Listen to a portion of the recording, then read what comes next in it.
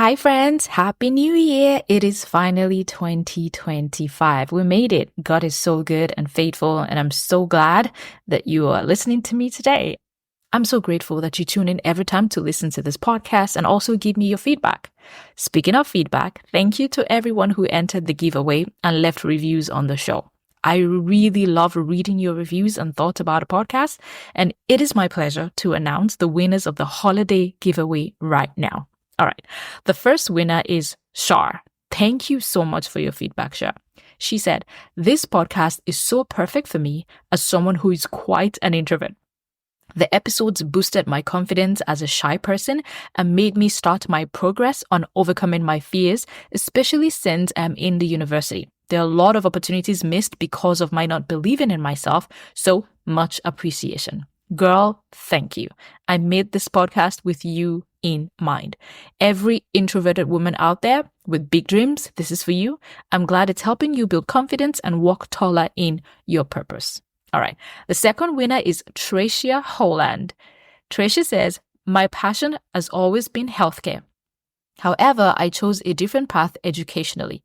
At age 54, I want so badly to obtain more education to finally follow the path I believe God has for me. This will lead me into retirement. Yes, it will take lots of effort, energy, and time, but I know I can do this. I have a plan. Thank you for helping me focus more on my God-given potential." Tracia, I am so excited for you. Thank you so much for listening. Thank you for taking action and also believing that you were made for more, because you are. I am just so happy to read your reviews, everyone. And just to know that the show has been helping you is so much comfort to me. So the giveaway might be over, but I always love to read from you. Leave me a review anytime. I truly appreciate it. All right, let's get to the show. I talk a lot about career and work on this show, and it's mostly because of my experience. I have had many sleepless nights and long days thinking, worrying, and working on my career path. And from conversations I've had with some of you, and even from the reviews, I know that I am not alone. So, in this episode, I wanted to provide some practical career tips and advice that hopefully will help you hit the ground running and start this year with hope and direction instead of overwhelm and uncertainty. Let's get into it.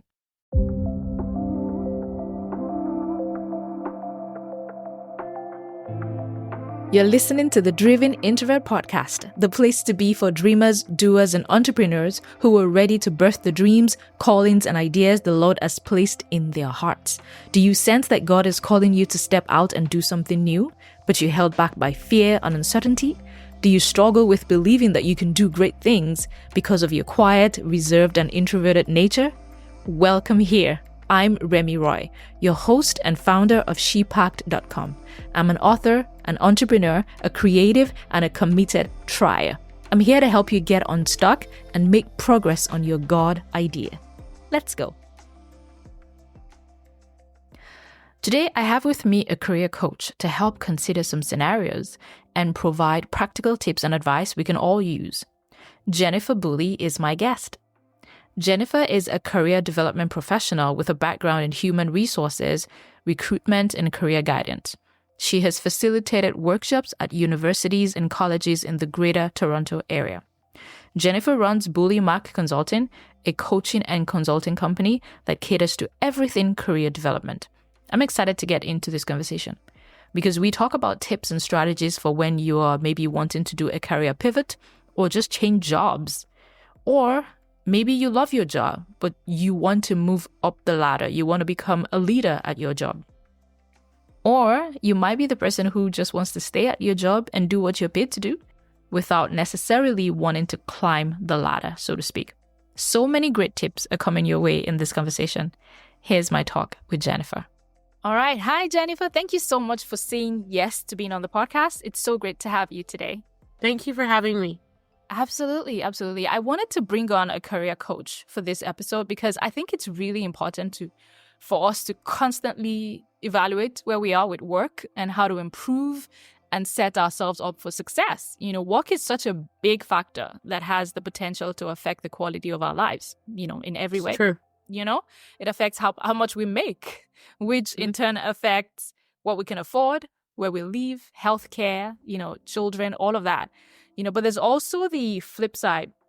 Maybe not a flip side, but there's also the psychological impact to it too. Like if you're struggling at work, whether it's not feeling appreciated or being in a toxic work environment, or even feeling like your work is not a good fit, it can be daunting, right?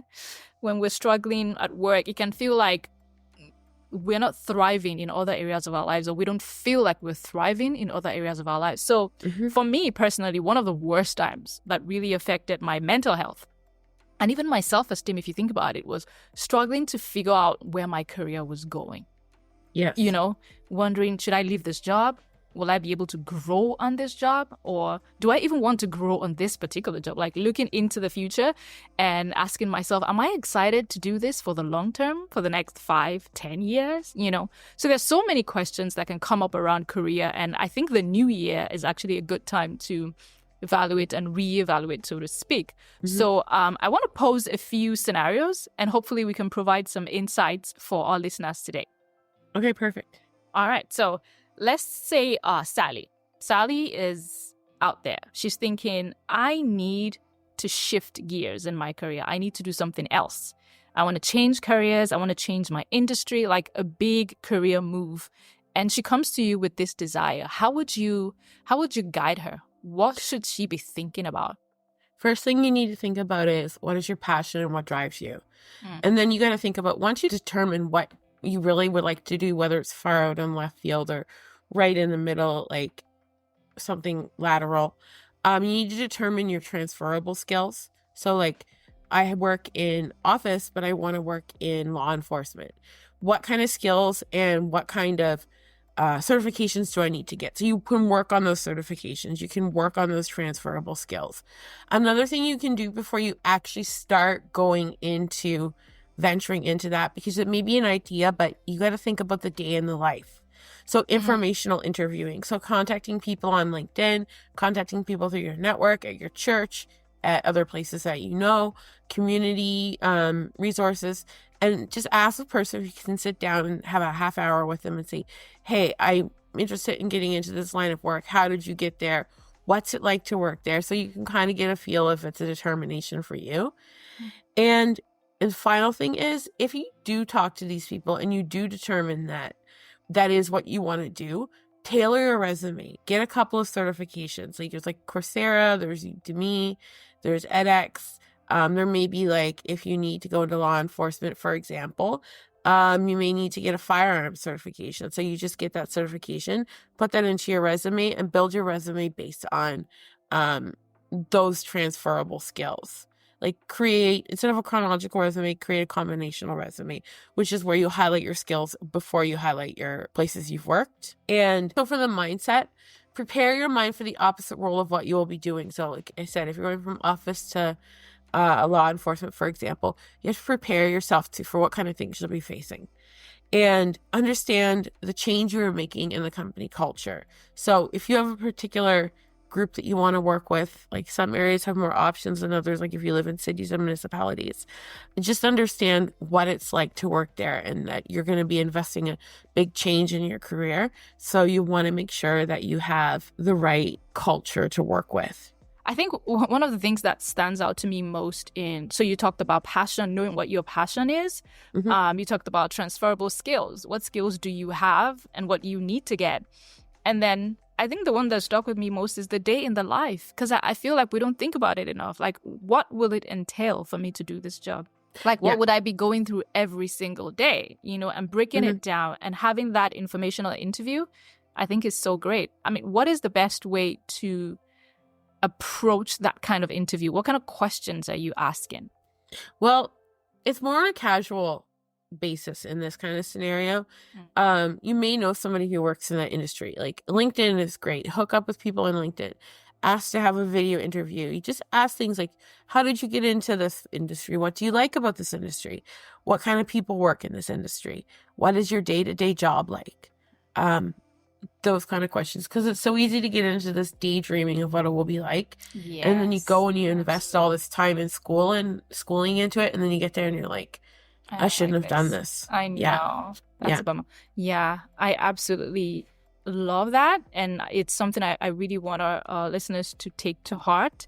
And it's always great because first person accounts and stories is just amazing because it just tells you exactly what to expect. So you're not, like you said, you're not daydreaming and building castles in the air about how wonderful this job is going to be.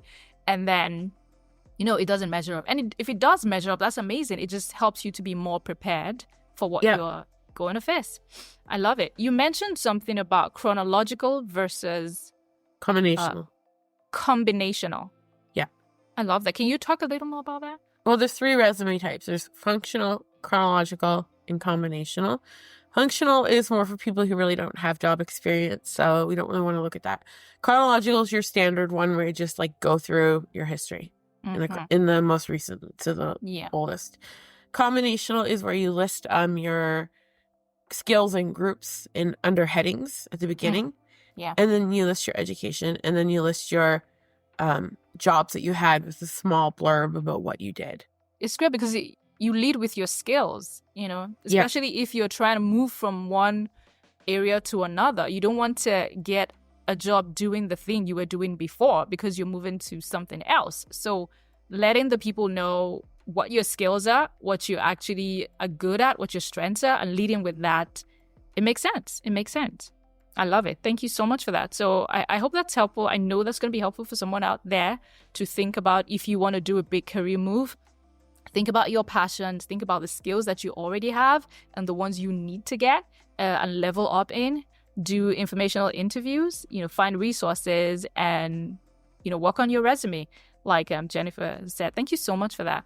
All right, let's move to the second scenario. So this is Fidelia. Fidelia likes her career, right? She likes it. She enjoys it. She knows how to do it well. But she wants to grow in her job. She wants to be challenged more, or maybe she wants to take on more responsibility, if you will. That will obviously lead to more income, What's the game plan for Fidelia here to sort of move into a leadership role, if you will? So is it okay if I just give a story about my experience with that? Absolutely. So back in 2010 or 2011, I was working for one of Canada's largest telecom companies. I was working in the call center, and they like to promote from within. And I was working on the recruitment and selection course, and I had to interview somebody who worked in recruitment and selection. So I went to my manager and said, hey, can I interview the recruiters to recruit for the call center? And she said, yeah, sure. And so she set up a meeting. I asked them some questions for my essay. About 3 weeks later, the HR calls me in, and I'm worried. I'm like, why is HR calling me in? Mm-hmm. And they offer me a 1-month role project to help them to recruit. So that's amazing. Networking and just asking questions and getting to know people. Anyways, later on, I ended up actually working officially in HR, and that's how my HR recruitment, my career got started, was in recruitment and selection before I moved into coaching. Oh, perfect. I think that's a powerful story because a lot of times we feel like we have to just be where we are. Yeah. And it's too hard to move up, but you just need to be aware and ask questions and just take a chance, So you just took a chance and you asked, and I want to do this. And the opportunity showed up for you to be able to do that. I think that's really helpful for wanting to grow on your job. What other strategies would you recommend for anyone who wants a leadership role? Well, if you're in a larger corporation or a smaller corporation, doesn't matter. Look at internal job postings. If you work somewhere small, talk to your manager if there's going to be hiring and you want to stay with the company, but you want to do this. If you work in a larger corporation, they technically have an internal postings board just for employees. So go ahead and look at those. Like I said, with my situation, shadow. Because that's basically what I did for months. I shadowed them for a couple of days, and then I actually did the job. Network internally. So in some corporations, they have volunteering. They have clubs that you can join, book clubs. And there's a lot of focus on employee wellness. Say if you have like a certification that's outside of your your place, like say you have a yoga certification and you're a yoga teacher and you notice a lot of your coworkers are stressed, go to somebody who runs the wellness in HR or to your manager and say, hey, I'm willing to teach yoga once a week for an hour as a stress reduction. Reducing stress increases productivity in the workplace. And take company offered training. If they offer training for free, take it. Build up your resume because that looks really good and it really impresses your employers. That's one thing I did when I worked at that company. I love that. This is a great idea. Is network internally. Look at internal job postings. If it's like a big corporation and you can kind of move laterally like that, shadow someone, see what they're doing. Volunteering. I love that idea because there's so many things we do outside of work that we feel like doesn't translate to a work environment. But like the example that you gave, I know how to teach yoga. I'm good at yoga. And this is something that people could use, you know, for more productivity, for stress relief. You can bring that into the workplace. And I think it just puts you in a different light because you are showing up in a different way, more than just, oh, I'm just coming here and I do my job and I go home, but you're plugging in, you know, in just a intentional way. Yeah. And like, for example, if there's a barbecue and you're like, oh, I don't really want to volunteer at that's a barbecue. You don't know if the CEO is going to be volunteering at the barbecue. Sure. That could be your chance to talk to somebody up there. So, and you know, because the audience for this podcast is mostly introverts. So I know that some people are already thinking, oh my God, I cannot, I don't know that I want to do that, you know, but I'll say take a chance. Always take a chance. Always take a chance. Go out of your comfort zone and try something new. Even if you have to prepare your mind for it, you know, you have to like spend time working on yourself in that way and just get ready for the opportunity to do that, you know. And I love this concept that I think it's Susan Cain, the author of Quiet. It's a book for introverts. And she said introverts need a little more runway to do certain things. It's true. You know, yeah, you need more time to prepare yourself, more time to think about it, more time to work up the courage. Take all the time you need, which is where you have to be intentional. If you're intentional about what you want to do, you know that, okay, this is not going to be easy for me. I'm not like, I don't know, Greg over there who is more extroverted and wants to talk to everyone and wants to sign up for everything. So I need to spend time thinking, okay, I want to do this one thing. What do I need? And try to think about that ahead of time so you're intentional. And then when the time comes, you can jump in and do the best, you know, that you're able to give. So I really love these tips, especially for introverts. So this is awesome. All right. So yeah, any other thing you want to add on that point? Just think strategically. Like the extrovert, don't sign up for everything. You don't have to sign up for everything. Just sign up for like one or two things, because if you do too many things, you can't do it well. If you just pick one or two things, you'll do it better. Plus, you've got your day job, so you want to perform well at your day job. I love that. This is helpful. For everyone listening, if you have any follow-up questions about some of these things, you can email that to me at thedrivenintrovert@gpac.com, and I'm sure Jennifer will be happy to do some follow-up so that we can really dig into this, because I think it's helpful and it's really important, especially as we go into the new year, for you to think very intentionally about your career. And yeah. All right, let's move to the next scenario. So this is Renee. Renee is very okay with her job. Maybe she's sort of hit like a glass ceiling for like where, how far she can go in that career path. And she's okay with that. She loves her job. She knows how to do it well. And she's comfortable not seeking a leadership role. You know, she doesn't want to be a manager. She doesn't want to be a director. She just wants to do her job well as maybe an individual contributor, as an expert. What does Renee need to think about? How can she still thrive in her job, you know, without wanting to like move further? Well, if you're comfortable and you want to stay where you are and you want to grow in your role, take outside training. Like, go to Eventbrite. There may be free seminars and workshops. That's one thing if you don't want to spend any money. The next thing is join a professional association and take their training that they offer. Go to their networking events. Just get to know people so that you can share your expertise. Say you may be in sales or you may be in business development and you want to stay there, but going out and meeting new people, you can help you to develop the business. That's one thing. Find ways to make your workplace more efficient. So just find like new processes. Like if you're doing something, you're like, man, this takes a long time to keep sending this email. Maybe find a way to automate it, ways to make it work smarter, not harder. And learn new skills. Like just keep your mind sharp, read books, self-reflect. I did this today. This is how this week went. What do I need to stop doing? What can I start doing? What can I keep doing? What stands out to me most is working on efficiency, like ways to improve how you actually do the job. Because I think that's one way to stand out. You know, some people have been able to create processes for things that other people are able to use on the job. And that kind of spotlights you, you know, and your skills that way, because you're thinking beyond just doing the everyday thing and going home. But how can I make it better? How can I make it more efficient? And hopefully other people can also benefit from that process. So that's a great way to actually use your skills. I love that.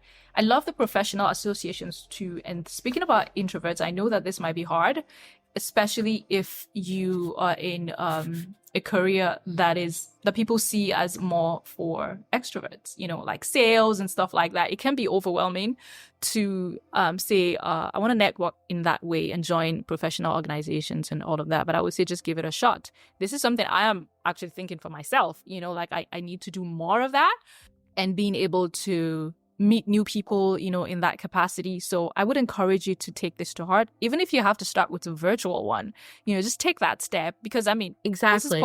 This is post-COVID. We all are cool with virtual connection. So start there, you know, and maybe someday you might be able to just go to that conference, you know, and meet people when you have the resources to do that.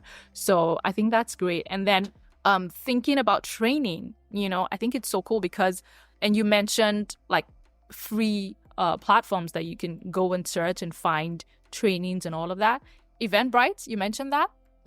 Meetup.com. And like Coursera and edX, they have some courses that are free, but if you want a certificate, you have to pay for it. But oh yeah, that makes sense. I would advise anyone to take up these opportunities because it just helps you think beyond where you are, even if you are comfortable in your role.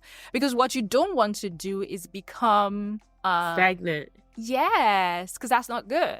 And things change and evolve, right? Absolutely. Industry trends, like in the HR industry, there was the quiet quitting trend. Absolutely. It was just a trend. It lasted a couple months. And just echoing your virtual, like for example, there's a conference that I want to go to, but it's in Ottawa, which is like a 8-hour drive away. And it is the Career Development Practitioner Conference. So I'm going virtually. So that's a way to grow. Absolutely. I love that. Thank you so much for these strategies and insights. I hope people really take it to heart. All right. So we cannot possibly go through every scenario, you know, that people may be considering at the moment. But do you have any broader career strategies that we could all implement as we move into the new year, you know, thinking about our careers? Yeah, think about what interests you, what you're good at, and what your passions are. So always have a passion at the back of your mind. If you're not in a place financially where you can just start pursuing your passion, do it small. Start with reading a book. Start with networking. Find a volunteer opportunity like once or twice a month. Like my husband he really wanted to work with food. He couldn't help people because he couldn't leave his job because it would pay less, but he just started helping in a soup kitchen, for example. Work with a career counselor or career coach. They can help you to find ways to do things. They can give you more resources. They can really connect you with what's going on in your community. Each community is different. I've lived in small rural areas and large cities like Toronto. And the work culture in each area is so different. So get to know what's going on in your community. And like I said, network with different people in different industries. Make your network broad because you never know who you can help or who may need your help. So when you're networking, don't make it about how can this person help me? I'm going out there to find somebody who can help me. Also have the mindset, I can go out there and how I can help people because it will come back to you tenfold. Absolutely. So, and always be curious is another thing too. Yes. Curious about what's going on with other people and other things. Curiosity is big. It's how we actually learn. Because if you never want to know what's happening, you're not going to really find those opportunities to grow, to find resources, to network. So curiosity is a big one. Thank you so much for these tips. Really appreciate it. I know that people are going to find this very helpful. And I love that you mentioned working with a career coach, because I think some of us think coaching is for the elite. We think that it's for everybody. It's for everyone. It's for everyone. And there are different kinds of coaches depending on what you need. But, for career strategies like this, I think it's helpful to have someone to kind of walk you through the journey. And like you said, provide resources and help you think about it, from an empowering place, not a defeatist mindset that, I don't like my job. I don't know where I am. I don't know where I'm going. You can actually figure out the path for you, and a career coach can help you do that. And you are a career coach. This is what you do. So I imagine there's someone out there who's like, I want to talk to her about my particular situation. How can someone work with you? You can go to my website, www.blissplusu.ca. Keep in mind, I'm in Canada, so it's .ca, not .com. Yes. And it's just Bliss plus You, all spelled out. And my contacts on there, I've got over 60 blogs on there on every kind of wellness and career situation, networking, whatever you want to think of. And there's also there's going to be some freebies going up on there, like goal setting worksheets, resume writing worksheets. So if they want to get in contact with me, just www.blissplusu.ca, and all my information's there. Perfect. Thank you so much, Jennifer. And I will leave the link to Jennifer's website and all that information in the show notes. So please be sure to check it out. And I really appreciate you, Jennifer. Thank you so much for coming on today.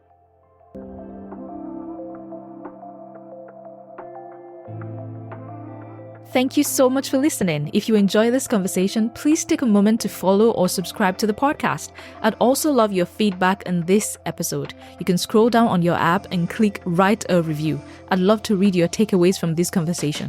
As always, don't forget to take courage, trust God, and go pursue your big ideas. See you next time. The Driven Introvert is produced by shepack.com and Remy Roy. Want to ask a question or share a comment on a future episode? Click on the link in the show notes to record your question in a voicemail.